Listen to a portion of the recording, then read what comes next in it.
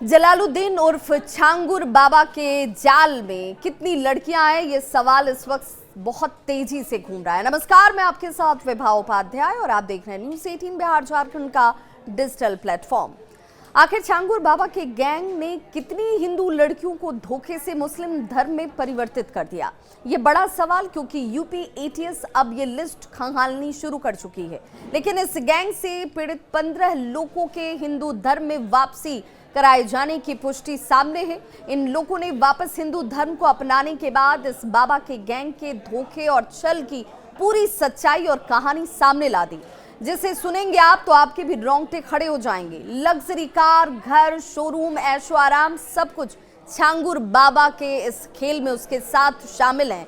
हिंदू युवतियों को प्रेम जाल में फंसाकर उनका मतांतरण कह लीजिए, धर्म परिवर्तन कह लीजिए, इसका ये मास्टर माइंड है उतरौला के मधुपुर गांव का निवासी जलालुद्दीन उर्फ छांगुर बाबा।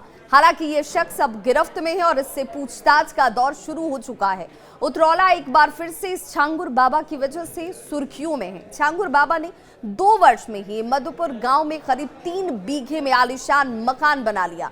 उतरौला में कपड़े का शोरूम खोल लेता है। मकान अभी भी निर्माणाधीन है। मकान के अंदर जाने के लिए बड़ा गेट जरूर बनाया गया। यहाँ पर आम आदमी बिना किसी परमिशन के या अनुमति के अंदर प्रवेश तक नहीं कर सकता, इसीलिए होनहार यहाँ पर कुत्ते तक पाले गए हैं ताकि कोई आम आदमी भी कोशिश न कर पाए। दीवारों पर कटीले तारों के साथ सीसीटीवी कैमरे की निगरानी है। इससे बाहर की गतिविधि को अंदर कंट्रोल रूम में बैठकर देखा जा सकता है। ये भी कहा जा रहा है कि मकान में 40 से 50 लोग रहते हैं। सब उसके मतांतरण गिरोह के करीबी लोगों के परिवार में से हैं या उसके मुरीद हैं। छांगुर बाबा अपने को पीर बताता है। मकान के अंदर मदरसा तक चल रहा है।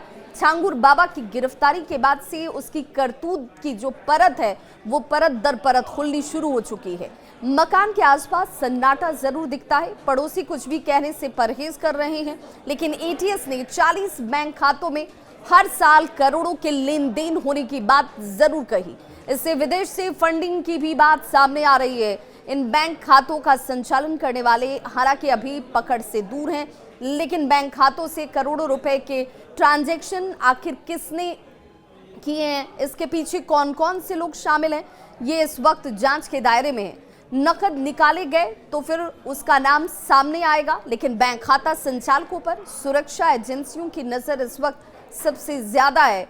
ये भी आपको बताते चलें कि गेंडास बुजुर्ग का एक शख्स छांगुर बाबा के मेडिकल कॉलेज बनाने के सपने को पूरा करने के लिए करोड़ों का वारा न्यारा कर यहां से गायब हो चुका है और अब इस शख्स को लेकर गहनता से जांच पड़ताल शुरू कर दी गई है।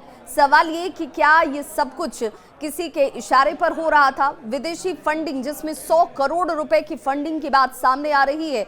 छांगुर बाबा का ये नेटवर्क कितना बड़ा है, कहां तक फैला है, ये सबसे बड़ा सवाल जिस पर पुलिस जांच में जुटी हुई है।